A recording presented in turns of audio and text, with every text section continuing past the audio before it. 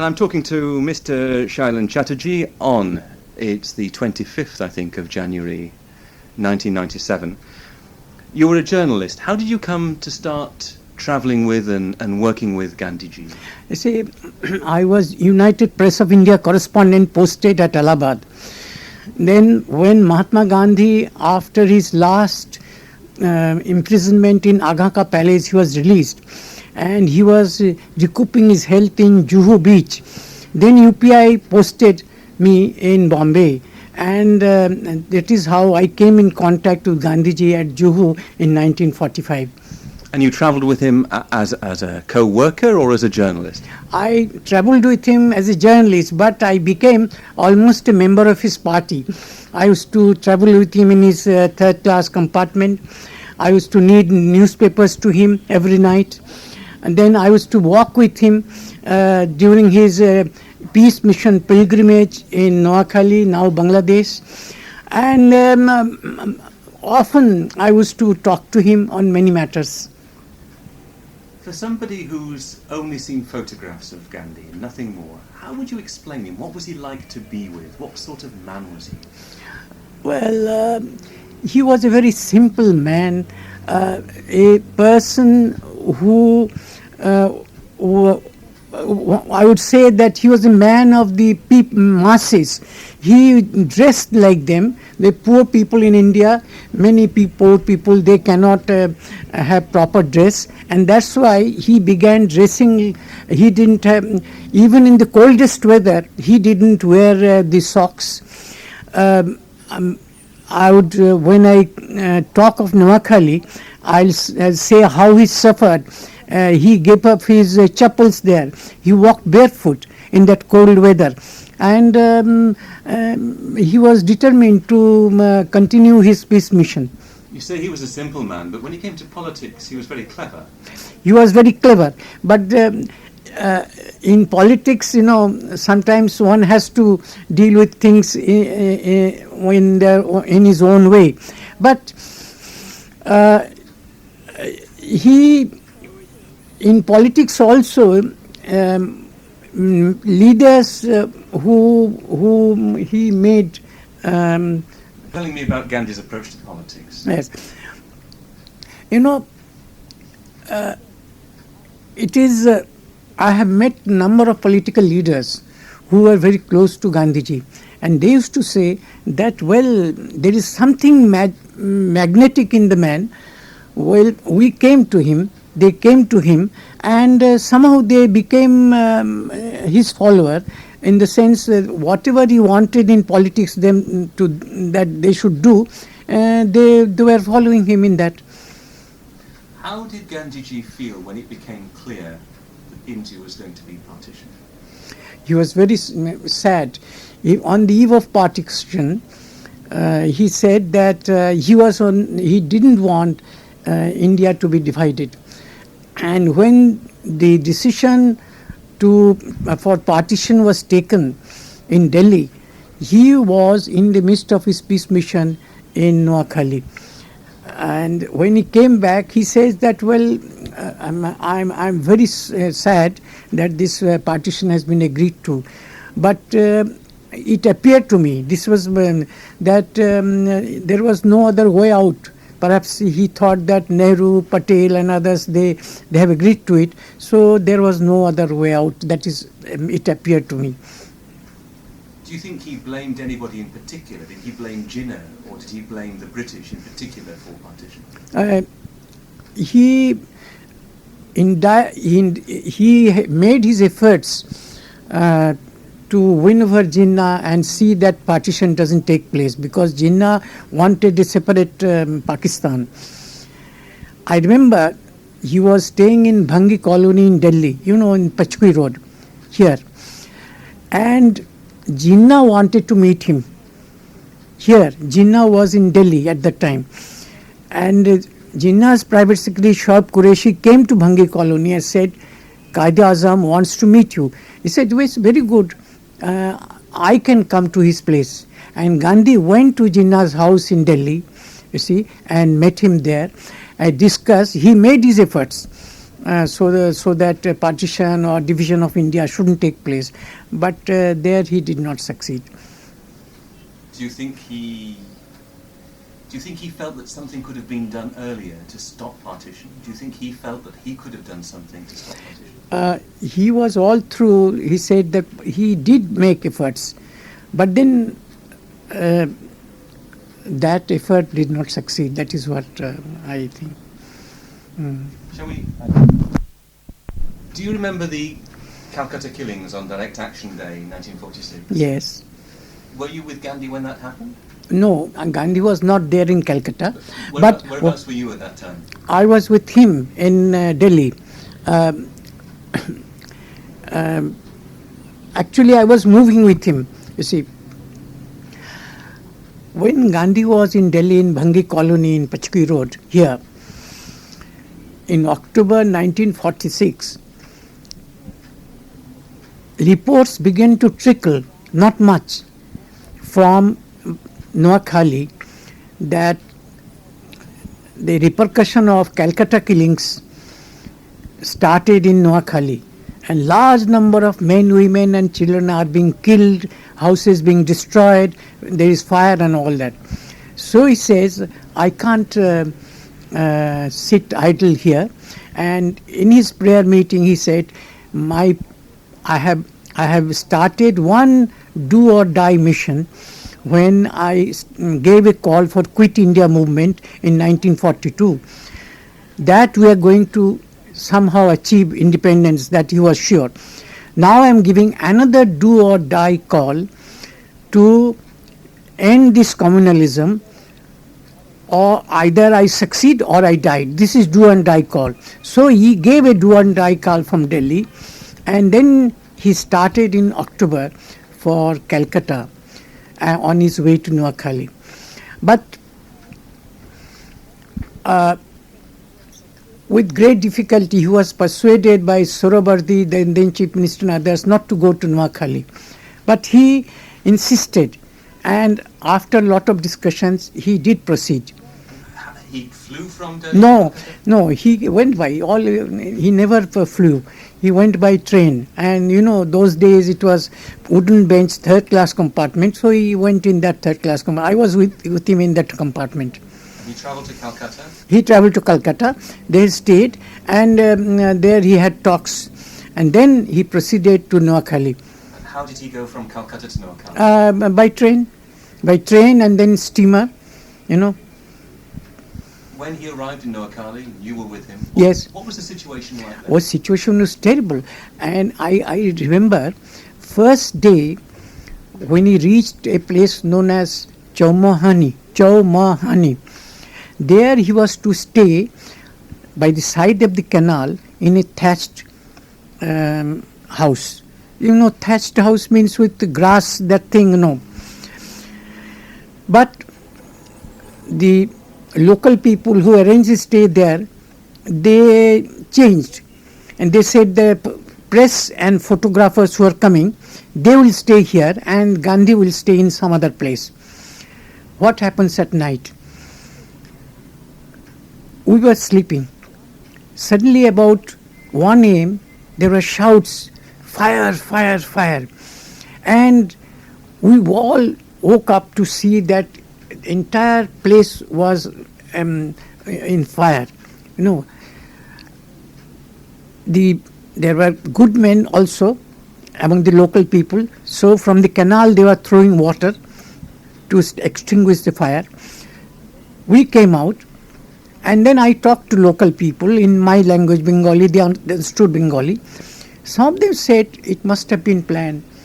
Some of them said it must have been planned because they knew that Gandhi will be staying here. So, you see, that was the first impression.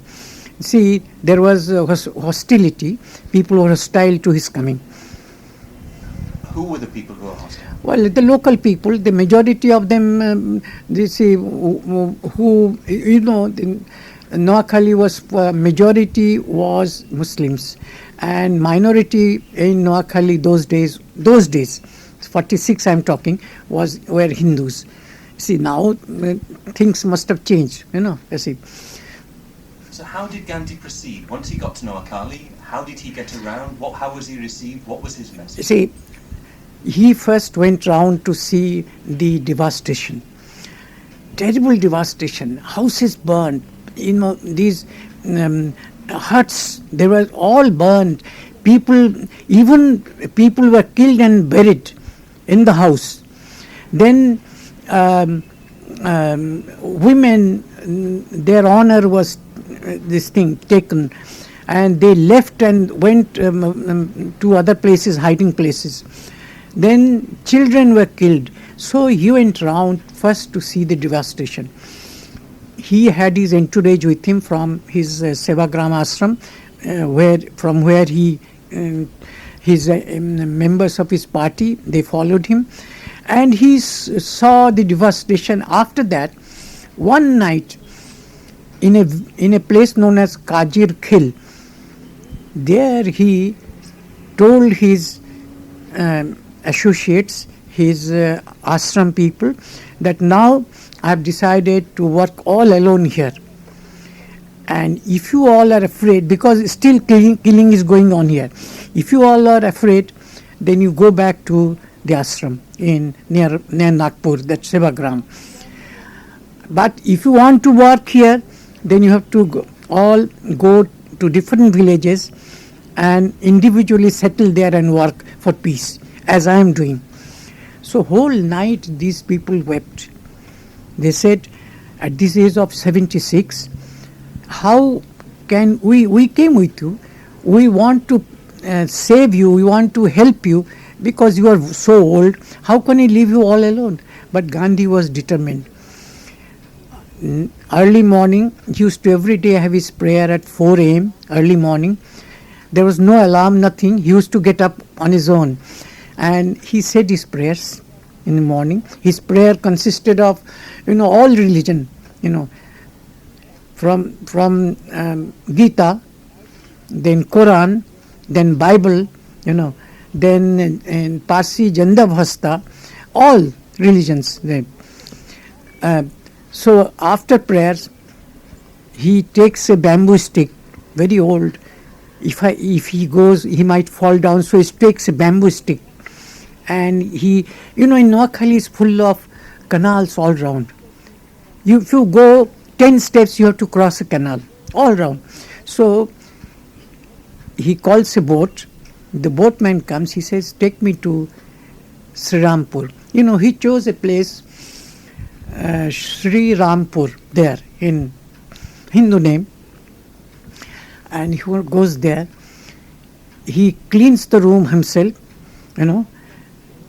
The hut that he chose has no windows, no doors, and he spread his bed on the floor, and he began to stay there. I accompanied in another boat, and I was all through with him in another hut. When he got to this village, to Srirampur, how did he proceed? How did he talk to local people? He didn't speak Bengali. No, he didn't. That's why he took the interpreter.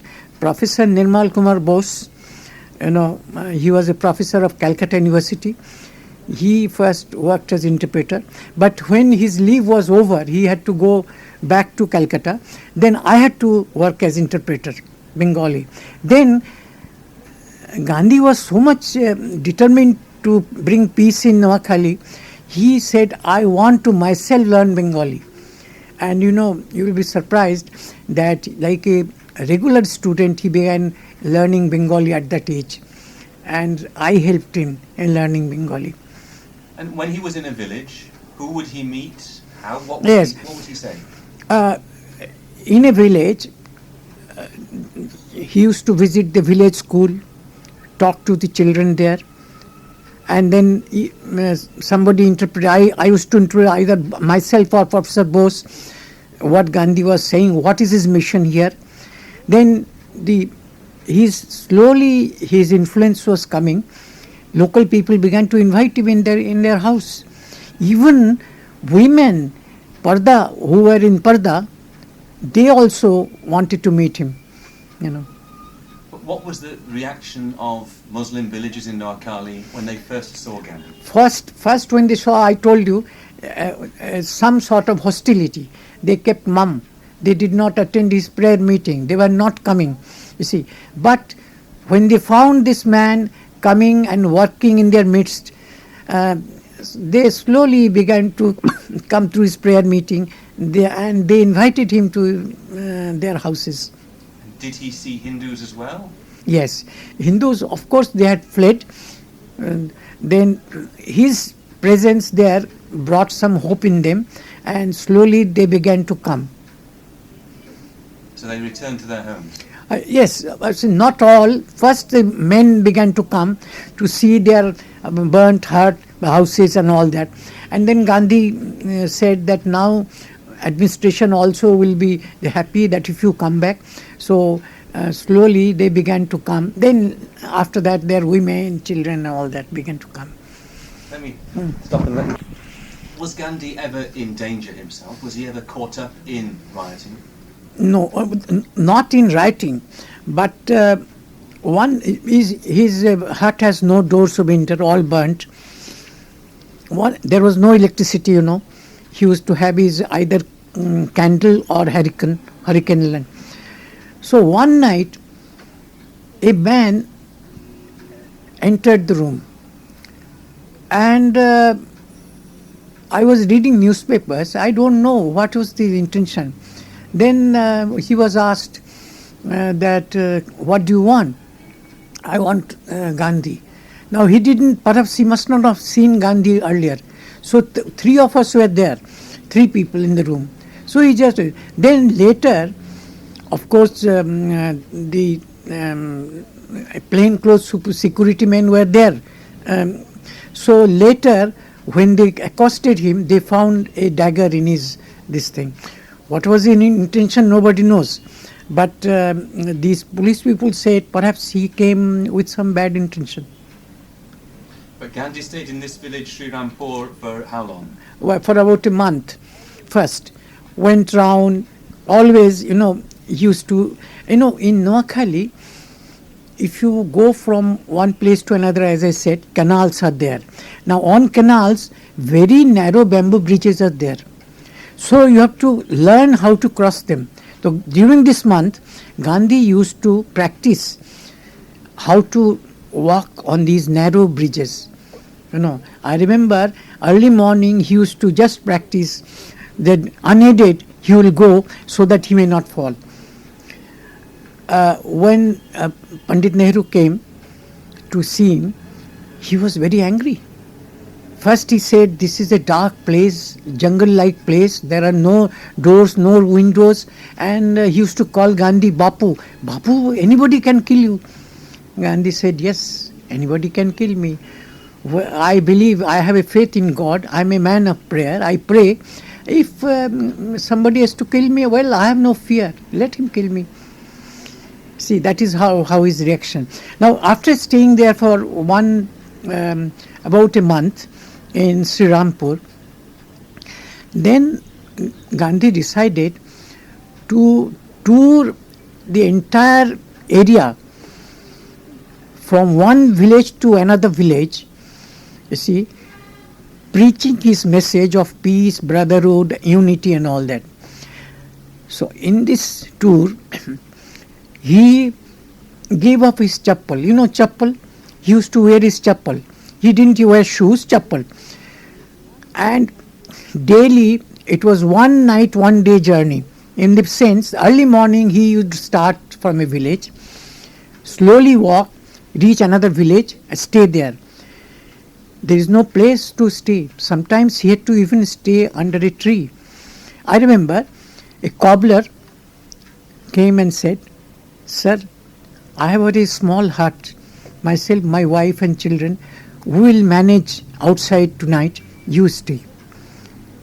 Like that. A dhobi, you remember? Dhobi? Washerman. Washerman. He also offered, like that. If the Muslim offered a place in another village, this journey was terrible for him at the age of 76. Every day, thorns pricked his tender feet. At the end of the journey, thorns had to be pulled out. And every day I have seen blood coming out. One day I asked him, Mahatma Ji, why at this age of 76 you are suffering like this? You have given up your chapels. You every day thorns prick your tender feet. Every day blood comes out. So what is this? Your feet have to wash every day. He used to call me by my first name, Sailen. Sailen, when you go to a religious place, do you go with your dirty shoes on? I said, no, I don't. He said, I am also trying to enter a bigger religious place. I am going to influence human mind. That is bigger place. So this suffering is nothing before me. That was Gandhi, the determination. And he went from village to village like that. And terrible influence was coming. Muslims even wept, said, for our sake, we have done some mistake. For our sake, you are suffering. Please don't suffer now. You are aged. You are not wearing any warm clothes. It's very cold here. So please. They used to also weep, we Muslims, Like that, he went on, and when he started his one night, one village journey, every day he would ask people accompanying him to sing a song of Tagore. Tagore, Rabindranath Tagore, had written a poem, Walk Alone If Nobody Responds to Your Call. And that is in Bengali, but I am giving the English thing. Ekla chalo re, jodi tor ডাক শুনে কেউ না আসে একলা চলো রে, walk alone. So every day this song used to be sung. One day I said, why do you want this song to be sung, Gandhiji? He said, perhaps Tagore has called him Gurudev. Gurudev means the great teacher. So he says, perhaps Gurudev, he has called me, Gurudev has written this for me. Gandhi used to call Tagore Gurudev, and Gurudev used to call Gandhi Mahatma, like that. So this song every day we were singing. Do you remember the song? Yes. I can't sing properly. I told you, যদি তোর ডাক শুনে কেউ না আসে তবে একলা চলো রে, like that. Can I tempt you to sing a little bit more? You sing fine. I can't sing fine. I see. So how would he meet local people? What would be? On the way they were standing, lining, and they would meet. Some people will come, even touch his feet, and some people they will say that they offer him some fruit, somebody flower, somebody invites him to his house, and he talks to them. That then he explains that why I have come. When they say that you are suffering for our cause, he says, I have come all the way from Delhi because I thought here trouble took place, so many people have died, it's my duty, to establish peace. You all live in peace, like that. For caste Hindus, it's generally not done to eat food prepared by Muslims. Did he eat food prepared by Muslims? Yes, but they sometimes, in the Muslim house, they prepared vegetables boiled, and he did, because he was regularly taking boiled vegetables. He took boiled vegetables prepared by them. Tell me a little bit more about Srirampur. How big a village was it? What had happened there? Srirampur was a jamindar, some sort of a rich landlord, big land. So it's known as jamindar's place, and he had lot of huts, tin sheds, houses, pakka house, and they were all destroyed, an entire family killed, except perhaps one man who fled, like that. So he thought Srirampur is a central place in Noakhali. He thought he established it here. From here he can go to various places, and meet people. That is how he chose that place. How many people were living there? Had all the Hindus gone? Yes, most of the Hindus has fled, most. And there was nothing, no food even available at that time.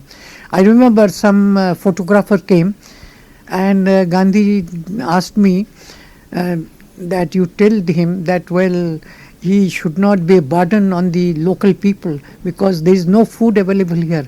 So with great difficulty they were bringing food. So I had to tell that. He said, no, I won't be here for long. 2-3 days I'll just shoot something and go. Srirampur, was it many thousands of people living there or a much smaller number? About few thousand people living there. It's a bigger village, you see, with ponds around and all that. You know, a lot of these jamidars, they have got their own ponds to grow fish and all that. What was the local crop? Local crop is rice. You know, it's a very fertile place, rice. And local people were poor or? Poor, very poor. And if Gandhi met some resistance from local Muslims, who, after all, they would see him as a Hindu perhaps, how would he try and persuade them that he was a No, as I said, in the beginning, there was some resistance. They were not coming to his prayer meeting, they were not coming to meet him. But as he began to live in Srirampur, slowly they began to realize, perhaps they realized that here is a man who is not that type of Hindu or anything. So they began to come. They were coming in his even early morning prayer meeting. You know, 4 a.m. prayer meeting, some of the Muslims were coming, and evening also. And they were inviting him to, you know, generally in their houses they don't invite, they say Parda ladies, but they were inviting, the ladies wanted to meet him, like that. So I feel when Gandhi's influence was slowly increasing, you know. And the hut he stayed in Srirampur, that was one that had been burnt out? Yes. It's a entire area, wherever he went, burnt out. It's a villages burned, people killed and all that. So he wanted to walk from village to village like that. And he stayed in Srirampur though in a hut which had been burnt out? Burnt out. No doors, no windows. So it was a Hindu family's home? Yeah, Hindu family's home, yes. And they had gone? Yes, they had gone. Do you know what happened to the family that had lived there? I don't know. After that, when I left, because I was following him, so after that I don't know what happened. And how did his mission end? Why did he decide to leave Noakhali? No, he was touring. Then message came that communal disturbances started in Bihar, and now it is his duty to immediately rush. So he, in the midst of his unfinished work, he has to rush to Calcutta and from there to Bihar. There also he went round villages and places where destruction place, where people were killed, and people came, those people responsible for this killing and destruction, they came, touched his face. In Bihar I have seen, they said, well, whatever punishment you give, we are ready to face it. Whereabouts in Bihar did he go? By train. But whereabouts in Bihar did he go to see the villages? The affected villages around Bihar. In northern Bihar or southern Bihar? Or? See, he was based in Patna, and from Patna he went around to some area. I just can't remember the names immediately. Were you there was the famous occasion when Gandhi was on hunger strike in Calcutta? Yes, I was there. That was in 47? No, you see, after Bihar he came to Delhi. From Delhi he wanted to again go to Noakhali, because he has promised people that he will spend the Independence Day with them, 15th August 1947. He was going to Noakhali. When he went to Calcutta, he was told Calcutta is burning. Terrible communal riot around. So he, after talks with the Chief Minister Srirampur, he stayed in a affected place, riot-affected place known as Belia Ghata in Calcutta, and there he lived in a Muslim house. I stayed with him. On the eve on his stay created influence. And on the eve of independence, that means 14th August 1947, people came and said, your stay has created tremendous impact. And the Muslims and Hindus who were enemies, today now they are embracing each other, they came out. Gandhi, after prayer, he said, I want to see it. So incognito, he went in a car. I was sitting in front of the car, and he went round Calcutta. He was covering his head with his shawl. But in Baliganj area, which is a middle class area, people recognized him, and there was so much traffic jam. We returned at 2 a.m. He didn't have any meals, nobody had any meals that day. So that was already 15th August started, after midnight. So he returned and Calcutta was peaceful. But after few days, again Calcutta, communal riots were. Then he fasted. Can I just stop you there? Yes, yes.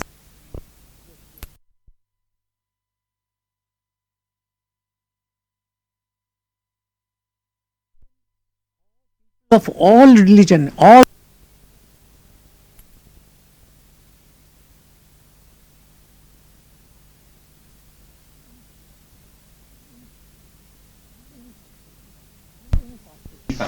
then he fasted. And this Rajagopalachari was governor of West Bengal. They all came and persuaded, at this age, why are you fasting and all that. Then all people of all religion, all communities, they came and appealed to him to break his fast. Then these people who were responsible for killing, they came with their weapons, placed them at the feet of Gandhi, and they assured him that we will never in future do this kind of killing and destruction. Then he, after this kind of assurance, he broke his fast. Did you see the people with? Yes, yeah. What weapons did they have? Well, some people were very shabbily dressed. They came with swords, with daggers, and also small these country-made guns. They came. They said, yes, we have done. We are responsible. But now, Mahatma Ji, we assure you, we will never do it again. That is, I saw them. This is something miracle. Even Mountbatten said that miracle of Calcutta. Lord Mountbatten has said it, that this was a miracle of Calcutta, Gandhi's miracle. And were these people who put down their weapons just Hindus? No, they were Muslims, Hindus, both. Communal rights both were there. You see, so they all came, and many of them touched his feet.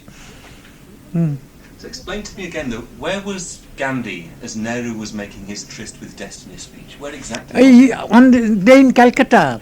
As I told you, when Nehru was making destiny speech in Parliament here, Gandhi was going incognito in the streets of Calcutta to witness the jubilation. Suddenly, on the eve of independence, how people, Muslims, Hindus, and all have come out.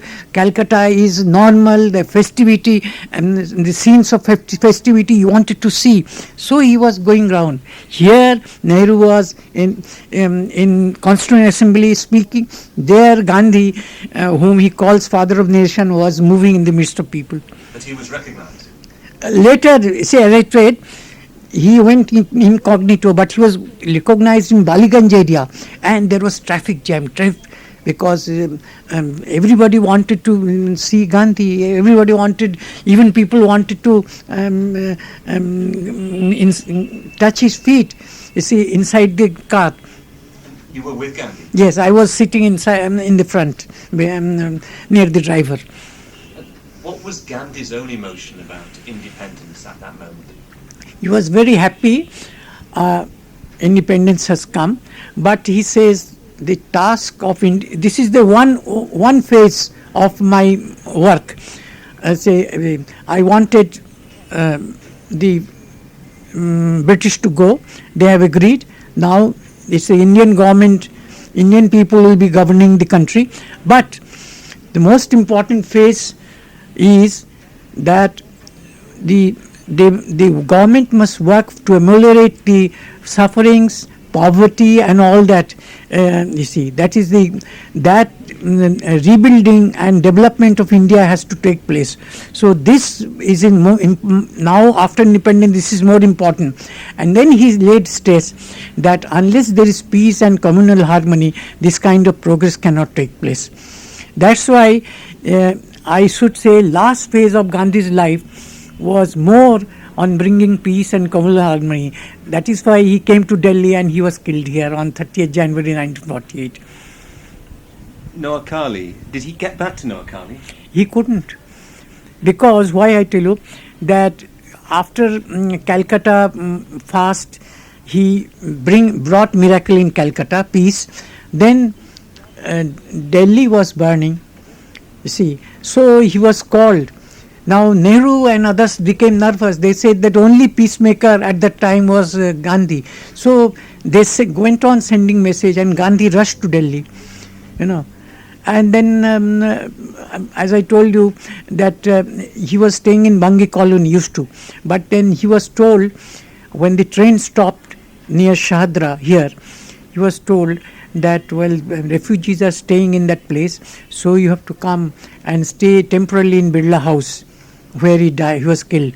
So he came there, November 47, December, January 30th January 48, he was killed. He never went to Pakistan? No, he went to, not Pakistan, but on the eve of independence, he did go.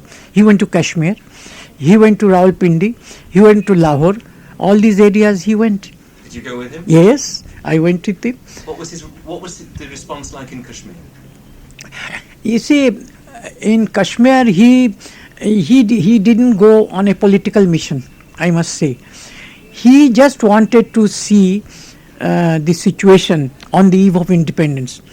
There, the Maharaja, this Karan Singh's father, he was the Maharaja. He wanted to meet Gandhi. So Gandhi said, yes, I am coming. So he went and met him, and they discussed. I must say, the local people gave him tremendous reception. The Muslims, those days Hindus also, a lot of Hindus.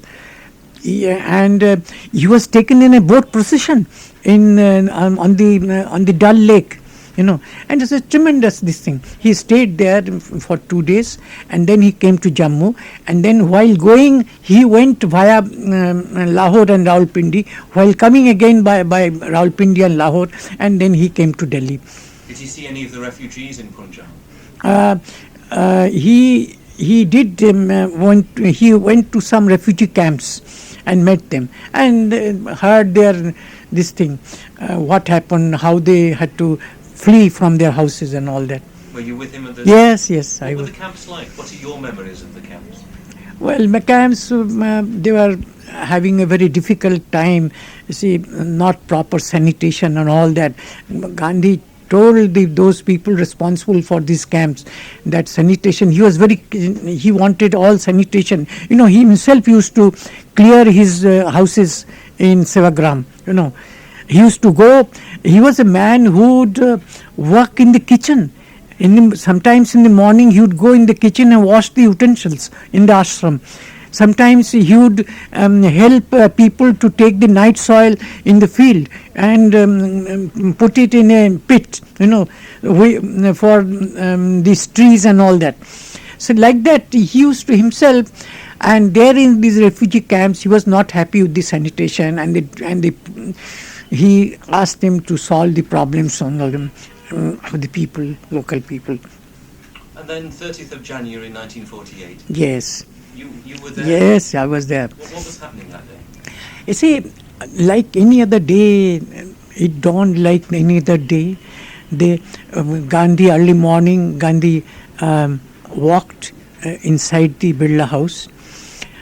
But I think he must have got a premonition that today is my last day. Generally, after prayer, he used to go for walk. But he attended to his all correspondence. He asked his PA, bring me all papers. And he went on writing 1 or 2 lines of reply in postcard. Then, as usual, it was very cold. 30 January, you can understand Delhi. So, outside, like any other day, he was in the lawns. And then he went on meeting people, lot of interviews and all that. About 4 p.m., little earlier, Nehru came, and he used to come often for consultation. Then little later, Patel came. They met, and when he was meeting Sardar Patel, then it was almost 5. So he said, no, I am getting late for the prayer. So he walked. I used to cover his prayer speeches. Every day I used to follow him as he used to leave the room, thinking that after he goes for the prayer ground, after the prayer he will speak something, so I'll take a note. So I was following him. Now when he was going, there are 3 steps he climbed. That was his last fast. He was slightly weak, before this. So slowly he was going with the hands on the shoulders of his granddaughters, 2 granddaughters. And as he was climbing, a young man, from a distance I could see, some young man dressed in this greenish dress, some sort of dress, he tried to touch his feet. Now later, the granddaughters told me, they told this young man, please don't touch feet. Gandhi doesn't like people touching feet. And immediately the man bowed, and then he fired 3 shots, and Gandhi fell down. He uttered the word, Hey Ram, because he used to, morning, evening, he used to call Ram. Ram, you see, any name you call the God, Ram. So he fell with the words Ram. I rushed. I found from his shawl, blood was coming out. Everybody was weeping. People held that man. Some people were beating him. Some were hysterically weeping that Gandhi has been shot at.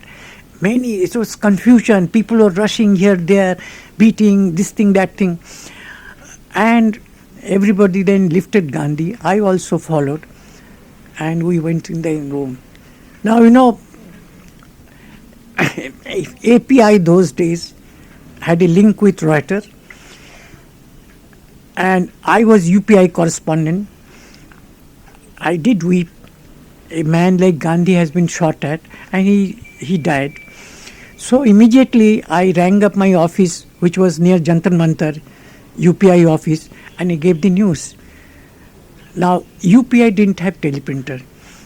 So the man in my office, the editor, he said, I'm just booking trunk calls, will give over phone. After me, the API man came, what happened? And I told him what happened. So he gave a flash, and his flash reached other papers, and our trunk call couldn't. So like that, I remained whole night in that room, and one after other doctors came. They examined Gandhi, and they said, well, the life has gone. Nehru came and wept. Patel came, Mountbatten came, so many dignitaries throughout the night came, and early morning, under the custom, Hindu custom, before the cremation takes place, a bath is given. At that time I saw how the bullets pierced his tender body, and the bones at the back came out. It's a terrible scene. Of course, early morning prayers took place. Whole night I was in that room, and then they started early morning for the journey to Rajghat. And the cremation. How long after the shooting did you realize that he was dead? Well, immediately. Because when I found a man of 77, he was at that time 77, blood oozing, and he has fallen, his lips, even there was no this thing. I thought that he must be died. And then when he was brought to the room, immediately doctors, they nodded like this. There was nothing there. Nothing, no life. when the news came out that Gandhiji had died, all India was wondering whether he was killed by a Hindu or Muslim, yes. How soon did you find out? No, immediately it was flashed on the radio and news also that it was a Hindu who killed him. Otherwise, people would have riots would have taken place. People would have killed Muslims, but no Muslim killed him. How soon did you know that it was a Hindu? I came to know, say, in about an hour's time. Inside, people were talking Hindu. He's a Hindu. Because when Gandhi fell down, my attention was not on the man. Everybody was lifting him, so I came with him. Having toured with him for so many years, about 3 years I toured with him. So I came inside the room. It must have been a terrible day. It is a terrible day. I can't imagine. I have not seen such a big crowd in Delhi on the day of his cremation. See, I think lakhs of people from outside Delhi have come. And Delhi was saturated with people. Of course, dignitaries from all over the world, they also came. You see, and Rajghat, he was cremated at Rajghat and all that. Do you think India would have been different if Gandhi had lived longer? I won't be able to say that because, he was a man of different he wanted to follow some idealism and all that, and I don't know whether people in government would have followed all that he wanted to do. So I think if he had lived, his influence would have been there, but then I do not know whether, as you say, India would be different. That I won't be able to say. Just one last question, if yes. I may. Somebody who's never seen Gandhi, never even seen a photograph, when he was walking from village to village around Noakhali, what did he look like? The Muslim villager in Noakhali, what would he have seen as Gandhi approached? He sees a man, simple man like him, somebody from a village, as if a village man is walking, but a man who talks less, but at the same time, when they talk to him, they are influenced by him. I remember when your British delegation came, I was in Madras, so I wanted one official, not the delegation member. I said, your delegation members have been meeting Gandhi. How do you think they are influenced? Well, there is something in the man. When they go with a lot of things, they want to talk to him. But when they go, they find that there is some influence in his eyes, and they are attracted to him, like that. So I think there was something, even a common man. I have not seen. You see, once I went with him from Calcutta to Guwahati. Now, throughout the night, villagers, the tribals, they came with burning, Incense? Not incense, but burning fire, burning torches. Torches, burning torches, wood and other things, stopped his train every 5 minutes to have his darshan. That means they wanted to look him. So that was, they even entered the compartment. Whole night Gandhi couldn't sleep. When he reaches Guwahati, he issues a statement, if this is the love of the people, it's better I die. Whole night he couldn't have food, anything. I was inside that compartment. I see. But he worked his magic on you, obviously. Yes, I don't know whether I have been able to follow him, but then I do follow something. I am very much influenced. He was a journalist himself. In Maharashtra, one day he was staying in Mahabaleshwar, and one day he talked of Tagore. An enthusiastic reporter, very young reporter, I prepared a big copy. Those those days, the telegraph system was Morse, tuck, tuck, tuck. So I prepared 2 pages. Gandhi said, "Oh, Tagore, this thing, that thing, and all that." He was returning from his evening walk. I was rushing to telegraph office. He asked one of his attendants to call me. So I went. He said, "Where are you going, running?" I said, "I am going to file my copy in the telegraph office." He said, "Such a big copy? You know Morse system. It will not reach in 3 days, 4 days time." He said, "I have been an editor of papers. I know how to edit." So he edited my copy and made it 1/4. And he said, "Retype it and send it." Then I sent it, and I got publicity through UPI.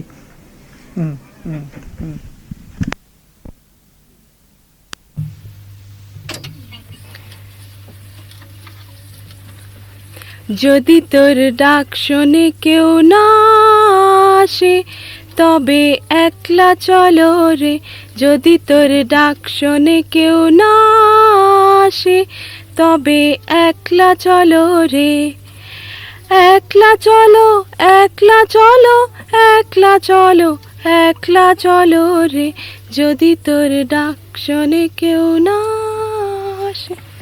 Could you do it once more with the microphone? Okay, yeah. Okay. Okay. Is it all right? I just pull it. Yeah. যদি তোর, is it all right?